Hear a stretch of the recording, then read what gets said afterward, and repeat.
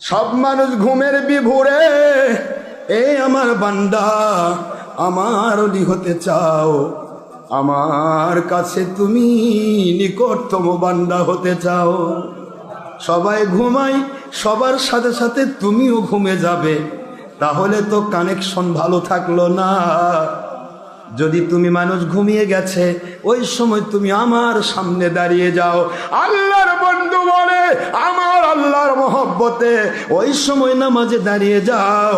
এই তিনটি আমল আমি দিয়ে দিলাম, এই তিনটি আমল করেছো, তোমার ঈমানটা যদি কমপ্লিট থাকে, আদখুলু ফিল জান্নাতি বিসালাম, বিনা অশান্তিতে শান্তির সাথে, বিনা বিচারে বিনা হিসাবে শান্তির সাথে জান্নাতে ঢুকে যা।